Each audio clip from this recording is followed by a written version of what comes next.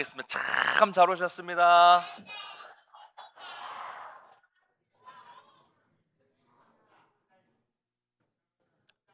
오늘 이제 다 같이 모였기 때문에 여러분 이 예배 시간이 조금 소란스러워도 이해하시면 좋을 것 같아요. 아이들이 있으면 당연히 소란스러워야 돼요. 애들이 조용하면 더 이상한 겁니다. 그래서 그래도 여러분 잘 말씀에 집중하시고 함께 좀 이렇게 즐거운 마음으로 예배드렸으면 좋겠습니다. 오늘 어버이 주일을 맞이해서 이렇게 1년에 한 번 모든 세대가 함께 한자리에 모여서 예배를 드리게 되어서 참 감사합니다. 1년에 한 번 이런 시간을 갖게 되는데요. 참 귀한 시간이 생각이 들어요. 왜냐하면 오늘날은 이 가정이, 우리가 전통적으로 생각했던 가정이 참 많이 도전을 받고 있는 시대이기 때문에 그렇습니다. 세대 간 갈등도 참 많죠. 그리고 부모의 권위가 무너지고 부모의 권위에 대한 불신도 참 많아졌고요. 또 서로 분주하다는 이유로 가족들이 다 같이 모여서 모이는 시간, 식사하는 시간도 거의 어려운 시대가 되었어요. 또 외부적으로는 뭐 동성애, 동성 결혼 뭐 이런 걸로 인해서 우리가 생각하는 가정과는 전혀 다른 모습들이 지금 세상에서는 또 이렇게 있게 되고요. 이런 모습들, 그래서 우리가 오늘 잘 아는 본문이지만 오늘 말씀을 통해서 우리가 성경적인 원리를 좀 생각해 보기를 원합니다. 세상의 가정은 주로 권위를 강조하고 효도를 강조하지만 성경은 관계의 질서, 이 관계의 질서를 말씀하고 있습니다. 근데 본문은 자녀에게만 말하지 않아요. 너희들 부모 잘 공경해야 된다 이렇게 말하는 게 아니라 부모에게도 말씀하고 있어요. 그래서 하나님은 가정을 한쪽만 희생하는 것이 아니라 서로 사랑하고 함께 하나님께 나아가는 자리로 세우기를 원하신다는 거예요. 서로 함께라는 거죠. 이 짧은 본문을 통해서 우리 부모와 자녀 모두를 향한 하나님의 뜻을 잠깐 생각해 보도록 하겠습니다. 먼저 오늘 말씀을 보면 자녀들아라고 말씀하고 있어요. 자녀들에게 주시는 말씀인데요. 1절부터 3절을 한번 같이 읽어보겠습니다. 같이 읽겠습니다. 시작. 자녀들아 자녀들아 주 주 안에서 안에서 너희 너희 부모에게 부모에게 순종하라. 이것이 옳으니라. 내 아버지와 어머니를 공경하라. 이것은 약속이 있는 첫 계명이니 이로써 이로써 내가 내가 잘 잘 되고 되고 땅에서 땅에서 장수하리라. 장수하리라. 아멘. 먼저 성경은 주 안에서 순종하라라고 말씀하고 있어요. 주 안에서 순종하라.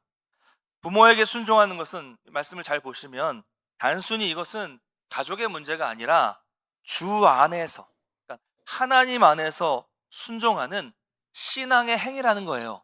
예. 부모에게 효도하는 것은 단순히 부모를 효도하는 게 그런 어떤 이 도덕적인 게 아니라 주 안에서 순종하는 것이기 때문에 이것은 신앙의 행위라는 겁니다. 이것도 신앙이라는 거예요. 근데 성경은 순종을 왜 해야 되는가에 대한 이유는 따로 밝히지 않아요. 그냥 이것이 옳으니라라고 단정하고 있어요. 당연하다는 거예요. 뭐 설명할 필요가 없다는 것이죠.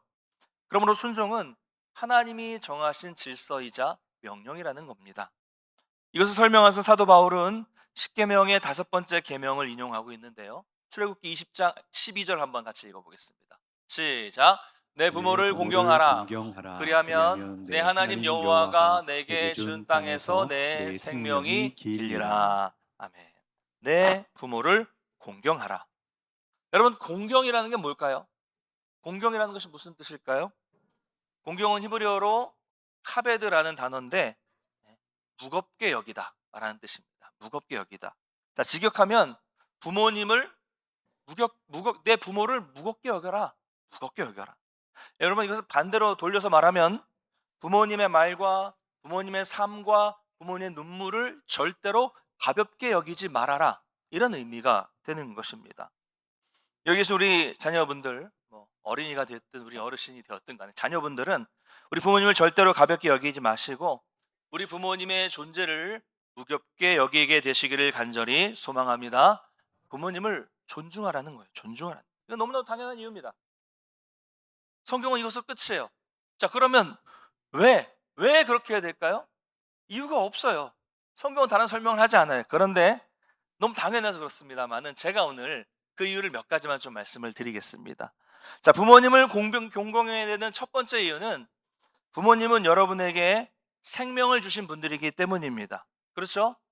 혹시 이걸 부정하실 분 계십니까?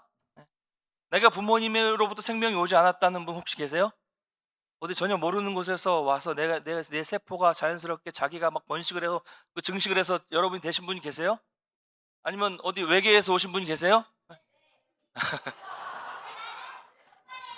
어린이다운 대답이에요. 예. 자, 됐어. 끝나고 얘기하자. 끝나고. 자, 여러분 누구도 부모님을 선택하지 못합니다. 하나님이 미리 계획하신 거예요. 제가 설교하는 스타일이 약간 질문을 이제 대답을 원하지 않은 질문을 하는데 아이들은 바로바로 질문하면 대답을 해주네요. 그렇죠? 자, 하나님이 계획하셔서 여러분이 그 부모님에게 나오게 된 거예요. 내가 있기 위해서는 부모님 두 분이 계십니다. 그 위를 거슬러 올라가면 누가 계세요? 할아버지, 할머니, 외할머니, 외할아버지 네 분이 계세요. 그 위로 올라가면 16분이 계시고 계속 그 위로 올라갈수록 어마어마하게 많은 분들이 있기 때문에 내가 온 겁니다. 이거 놀라운 일이에요. 그렇죠? 예. 그 중에 하나라도 삐끗해서 그 중에 하나라도 그 두 분이 만나지 못했다면 나는 없는 거예요. 어마어마한 일이 우리에게 벌어지게 되었다는 것입니다. 놀라운 일입니다. 이렇게 소중한 것이 나예요. 내 생명이 소중한 줄을 알고 있다면 나를 여기 있게 하신 부모님을 이건 당연하게 공경해야 된다는 것입니다.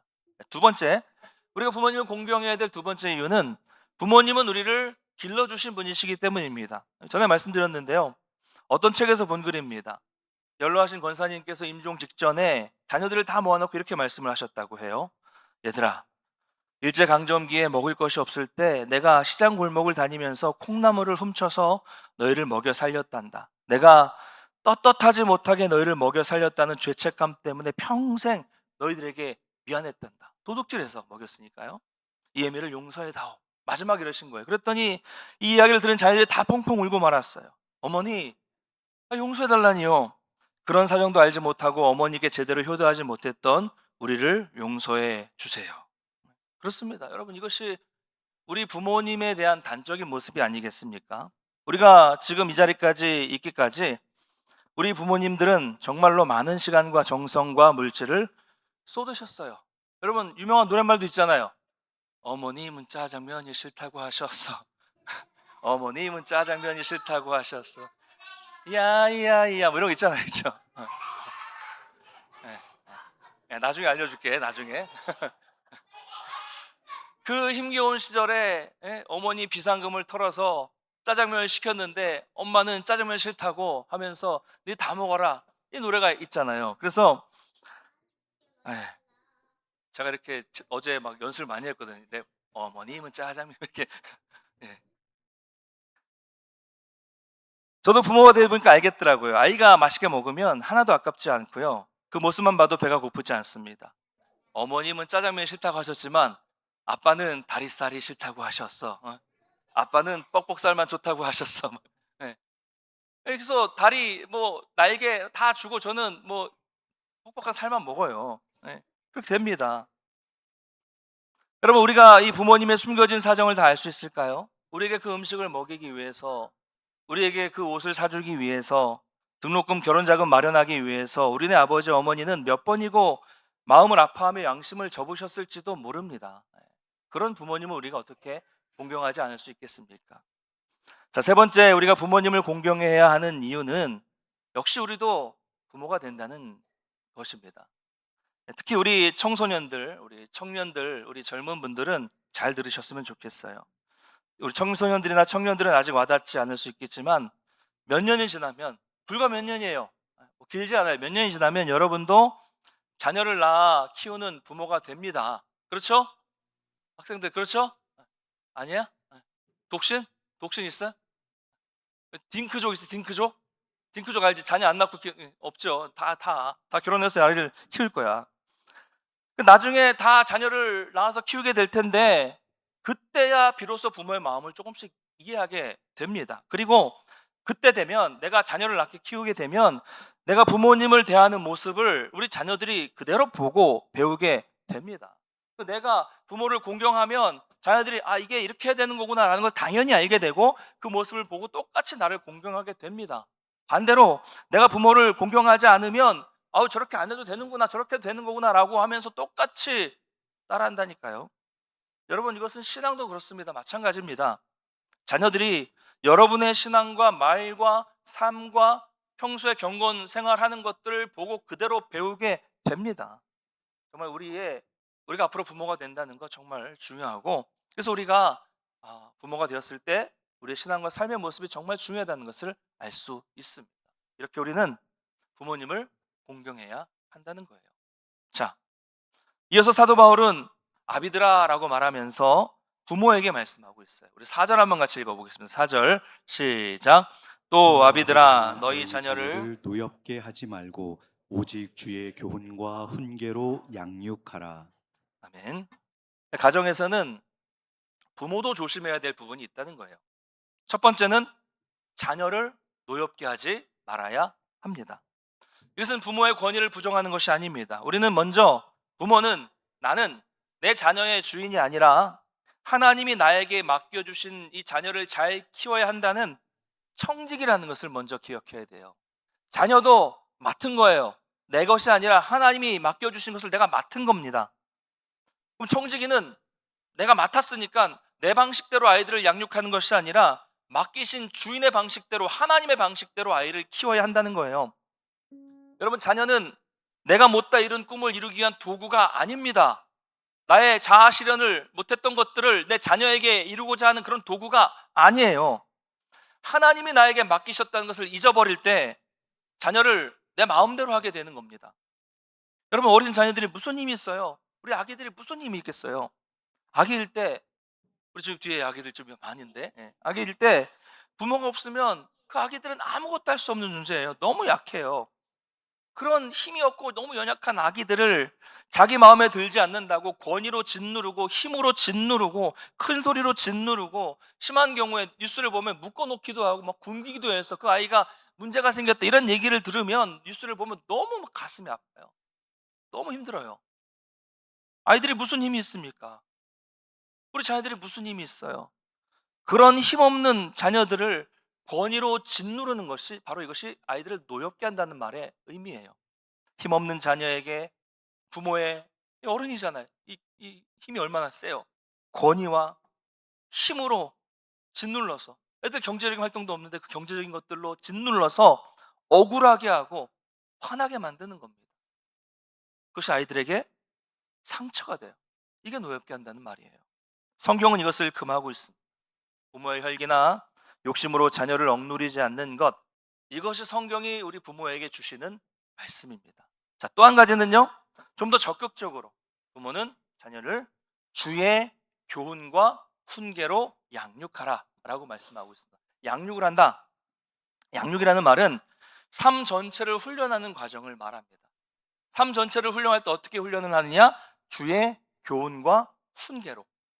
교훈은 바로 잡는 거예요. 잘못된 길을 갈 때 바로 잡는 거예요. 이게 교훈이고요. 우리가 주로 하는 말은 훈육이라는 말이 맞겠죠. 그리고 훈계는 경계하다, 주의하다라는 뜻입니다. 그래서 중요한 것은 주의 교훈과 훈계를 하는데 그 앞에 뭐가 있어요? 주의 교훈과 훈계라는 것이 있다는 거예요. 그러니까 아이들을 양육할 때 세상의 방식으로 하는 것이 아니라, 부모가 가진 방식으로 하는 것이 아니라 주님의 방식으로, 주님의 교훈과 주님의 훈계로 이 아이들을 평생 훈련하라, 양육하라, 이렇게 말씀하고 있는 것입니다. 자녀를 온전히 양육하는 것은 주님의 방식대로, 말씀으로, 주의 훈계로, 부모의 신앙으로, 삶으로, 신앙의 모습과 기도의 모습으로, 본을 보임으로 이루어지는 거예요. 제가 예전에 전도사 때 청소년을 담당할 때였는데 어떤 고등학생이 저한테 이렇게 말을 하더라고요. 전도사님, 저희 부모님은 이중격자예요. 집에서와 교회에서 모습이 완전히 달라요. 그러더라고요. 안수 집사님, 권사님 아들의 이야기였어요. 무슨 말인지 아시겠죠? 집에서는 정말 엉망인데 교회에서는 거룩하게 보인다는 거예요. 가장 중요한 것은 부모의 신앙의 본, 삶, 기도라는 거예요. 부모가 신앙의 모습이 없는데 어찌 주의 교훈과 훈계가 거기 먹히겠습니까? 주의 교훈과 훈계로 아이들을 양육하려면 부모의 평소의 삶의 모습이, 신앙의 모습이 드러나야 한다는 거예요. 기독교 역사상 가장 위대한 신학자로 불리는 성 어거스틴은 젊은 시절에 탕자와 같은 방탕한 삶을 살았습니다. 이단에도 빠졌고 방탕하고 음란한 생활을 하면서 어머니 모니카의 마음을 갈기갈기 찢어 놓았어요. 보통의 부모라면 아들을 억누르거나 비난했겠지만 모니카는 언제나 하나님 앞에 엎드리는 것을 선택을 했습니다. 그렇게 30년 동안을 아들을 위해서 기도합니다. 어느 날 어거스틴이 로마로 떠나려 하는 날, 모니카는 항구에서 무릎을 꿇고 울며 떠나지 말라고 이 아들에게 매달렸어요. 그러나 이 당시 방황했던 이 어거스틴은 어머니를 따돌리고 몰래 배에 올랐습니다. 모니카는 포기하지 않았어요. 그래서 로마의 밀라노까지, 밀라노를 가려면 북아프리카에서 배를 타고 건너가야 되거든요. 바다를 건너가서 아들을 쫓아갔고 거기서 암브로시우스라는 주교를 만나 눈물로 호소합니다. 이 암브로시우스가 나중에 어거스틴에게 지대한 영향을 미치는 분이 되거든요. 어쨌든 이 암브로시우스 앞에서 눈물로 기도하는 모니카에게 암브로시우스는 이렇게 말합니다. 그만 돌아가십시오. 하나님께서는 이토록 눈물로 기도하는 어머니의 아들이 망하도록 결단코 버려두지 않으십니다. 이렇게 이야기를 했습니다. 그 결과 기도는 응답되었고 386년 방탕했던 어거스틴은 마침내 회심했어요. 어머니 모니카는 세례받는 아들의 모습을 눈물로 바라보았습니다. 그리고 오래오래 행복하게 살면 좋겠지만, 그리고 그해 가을, 세례받은 그해 가을, 마치 이 땅에서 모든 사명을 다 이룬 듯, 마치 오직 아들만의 회심을 위해서 이 세상에 존재한 사람이었던 듯 모니카는 곧바로 하나님의 부르심을 받게 됩니다. 여러분, 우리 부모의 가장 중요한 사명은 자녀를 내 뜻대로 만드는 것이 아닙니다. 우리 부모의 사명은 우리 자녀를 하나님의 사람으로 만드는 것입니다. 할렐루야. 정말 중요한 이야기예요. 100마디의 말, 여러분, 수많은 잔소리가 자녀를 양육하는 도구가 될 수 없어요. 다시 한번 말씀드리지만 잔소리로는 절대로 사람을 변화시킬 수 없습니다. 모니카의 양육의 도구는 기도였고 눈물이었으며 삶으로 보여준 신앙이었어요. 여러분, 여러분의 말 한마디가, 또 여러분의 삶의 그 한 조각이라도 자녀들 앞에서 본이 되는 모습을 보이시기를 간절히 소망합니다. 자녀들의 그 눈물의 기도와 본이 되는 삶을 보고 자라게 될 것이고요. 그래서 그대로 배워서 나중에 자기 자녀에게도 똑같은 모습을 보이게 될 것입니다. 말씀을 맺겠습니다. 다 끝났어 이제 얘들아. 끝났어. 부모는 시간이 갈수록 늙어가고 자녀는 시간이 갈수록 자라게 됩니다. 그러므로 지금은 우리가 이렇게 같이 있지만 시간이 갈수록 부모님은 늙어가고 우리는 자라게 되면서 함께할 시간은 줄어들게 됩니다. 곧 사라지게 될 거예요. 자녀들은 그러므로 지금 나중을 미루지 마시고 지금 우리 부모님들을 무겁게 존중하시기를 간절히 소망합니다. 우리 부모님들은 오늘 지금 결단하셔서 우리 자녀들을 주님의 뜻대로 양육하겠다, 내가 내 말로 내 삶으로 보이겠다라는 마음을 가지고 양육하시기를 바랍니다. 물론 완벽한 부모도 없고요, 완벽한 자녀도 없습니다. 그러기에 우리에겐 더욱더 하나님의 은혜가 필요한 것입니다. 그러면 어떤 가정도 문제가 없는 가정은 없어요. 다 웃고 계시지만 말씀드렸잖아요. 알고 보면 뭐라고요? 그 사람도 불쌍하다. 알고 보면 가정마다 문제가 다 있어요.